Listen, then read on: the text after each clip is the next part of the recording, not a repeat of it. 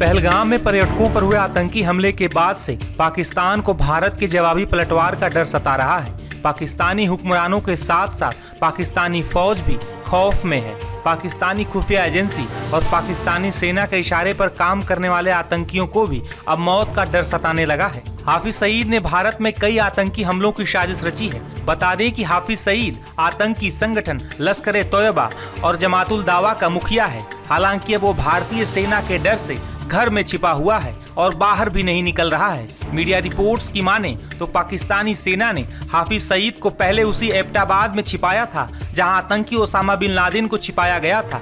हाफिज सईद को एबटाबाद में आईएसआई के सेफ हाउस में छिपाया गया था, लेकिन अब उसे वहां से निकालकर लाहौर में शिफ्ट किया गया है।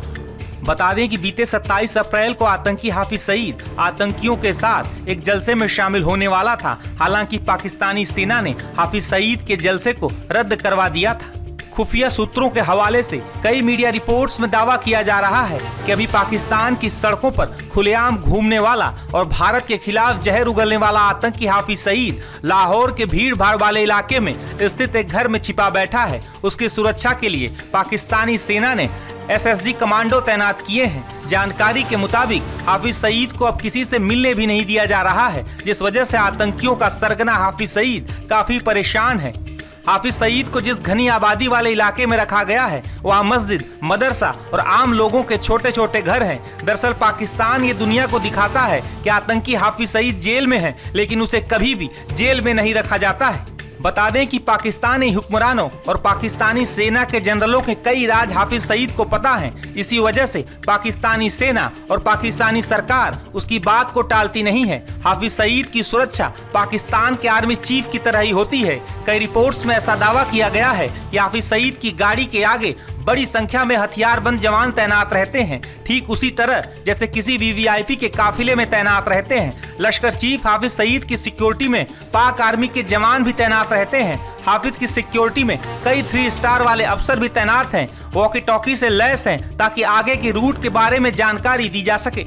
गौरतलब है कि आतंकी हाफिज सईद ने भारत के खिलाफ कई आतंकी साजिशें रची। जम्मू कश्मीर के साथ साथ भारत के कई शहरों में हाफिज सईद ने आतंकी हमले कराए। हाफिज सईद के आतंकी संगठन लश्कर-ए-तैयबा ने पाकिस्तानी सेना के साथ मिलकर 26 नवंबर 2008 को मुंबई में एक बड़े आतंकी हमले को अंजाम दिया था। दरअसल 26/11 मुंबई आतंकी हमले ने पूरी दुनिया को हिलाकर रख दिया था।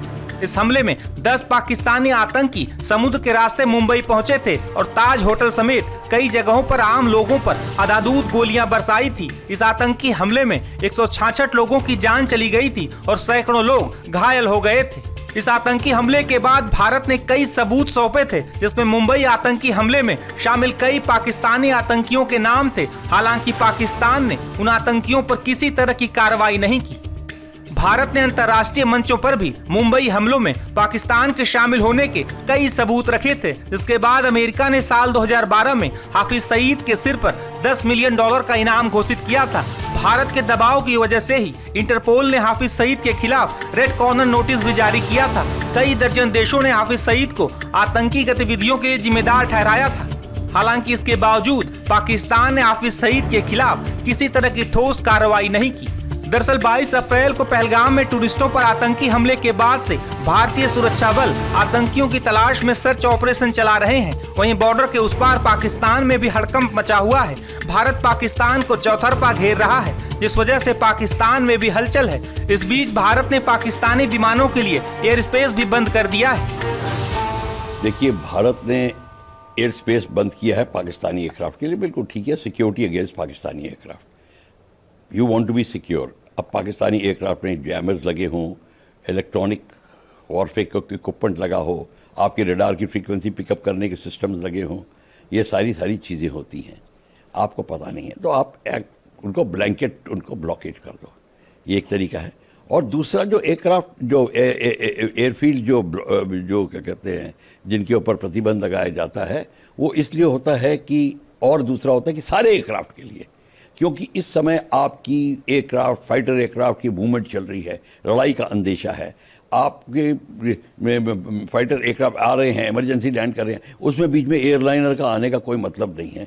वो आएगा तो उसको जोखिम होगी, उसको डेंजर होगा, उसको डेंजरस सिचुएशन में आ जाएगा, उसकी यात्रियों की जो है, लोगों की, सिविलियंस की हानि होने का बड़ा भारी अंदेशा होता है। तो इसलिए कहते हैं for the safety reasons we are closing our air space. तो उसका नोटिफिकेशन टू एयरमैन, एक नोटिफिकेशन दी जाती है, पूरे वर्ल्ड में ये इसको ब्रॉडकास्ट किया जाता है, सारे एयरफील्ड को ही खबर मिल जाती है कि इंडिया में ये एयर स्पेस, ये PDR, ये सारे बंद हैं इस तारीख से इस तारीख तक, जो तारीख दे सकते हो। और कई बार कहते हैं कि ओके ये PDR खुला है पर इस हाइट से ऊपर जाइए, वो भी होता है। तो ये अलग अलग टाइप के प्रतिबंध लगाए जाते हैं। तो ये प्रतिबंध दो प्रकार के हैं, एक तो एक कंट्री स्पेसिफिक और एक है एविएशन स्पेसिफिक। सर, उनका कोई एयरक्राफ्ट हमारी एयर स्पेस में आता है तो क्या एक्शन होता है उसके? देखिए ऐसा है, रडार पे आप बैठे हैं, ठीक है, एयर डिफेंस डायरेक्टेड सेंटर में आप सेक्टर कमांडर हैं। जब आपके रडार पे आता है, जहाज पिकअप होता है, तो आपका MNIO जो होता है, मूवमेंट एंड आइडेंटिफिकेशन ऑफिसर, वो आइडेंटिफाई करता है इसकी, हमारे पास प्रायर मूवमेंट, सब एयरक्राफ्ट की प्रायर मूवमेंट होती है, उनका एयर डिफेंस क्लियरेंस होता है। कहता सर दिस एयरक्राफ्ट अननोन, वो जो प्लॉटर होता है वो अननोन करता है, और फिर तुम्हारा straight away you have to take the decision कि ये अननोन है, फेकर है, हॉस्टाइल है। आप उसको हॉस्टाइल डिक्लेयर करिए, क्योंकि उसके तरीके होते हैं, उसके तरीका किस तरीके से फ्लाई कर रहा है। अगर एक सीधा चला जा रहा है एक हाइट के ऊपर, तो दूसरी बात होती है, आप उसको इंटरसेप्शन अपने भेज सकते हो।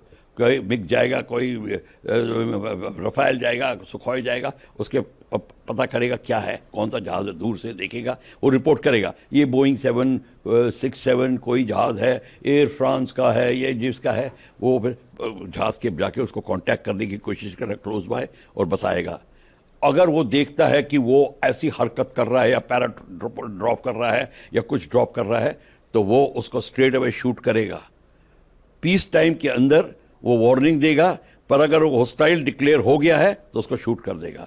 तो पहले तो वार्निंग देते हैं कि कम एंड लैंड के लिए उसको उसके सामने से निकलेंगे और डायरेक्शन दिखाएंगे। अगर वो प्रिटेंड करेगा उसको RT सुनाई दे रही, तो उसके भी सिग्नल होते हैं। पर अगर उसकी हरकत ऐसी लगती है कैप्टन को, पायलट को, कि वो हॉस्टाइल एक्ट कर रहा है, और मैं अगर एक्ट ना करूं तो स्ट्रेट अवे बता देगा इज हॉस्टाइल, और फिर जो रडार जिसको कंट्रोल कर रहा होगा वो उसको कहेगा yes contact your tail clear, मतलब तुम्हारा सबको ठीक है, तुम अपना मिलिट्री एक्शन लो। फिर वो पायलट जाएगा पीछे से शूट डाउन कर देगा, जैसे कोरियन एयरलाइनर को शूट किया था, जैसे हमने अटलांटिक को शूट किया था कच्छ के में जाके। तो इस तरीके से होता है।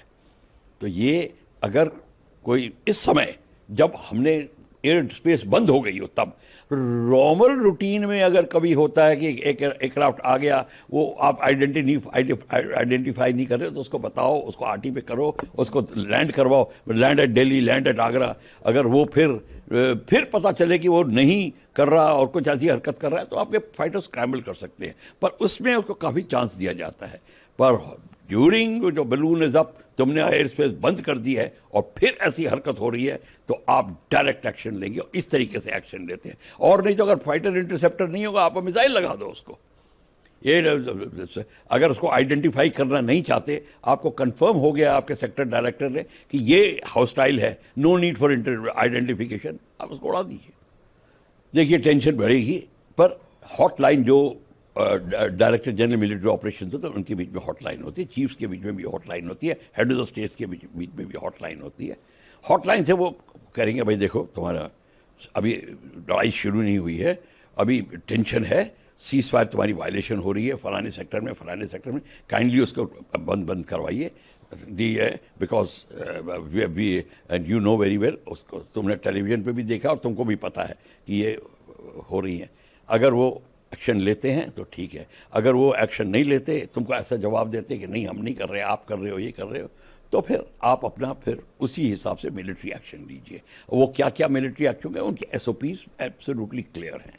पर ये होती है डॉक्ट्रिनल, आपकी डॉक्ट्रिन क्या कहती है कि आप चुप हो जाइए, फिर वेट करिए कि यूनाइटेड नेशन में जाएंगे, जी हमारे को ये हो रहा है, वो हो रहा है, या डायरेक्ट एक्शन लेंगे। तो ये आपके पॉलिसी पर डिपेंड करता है।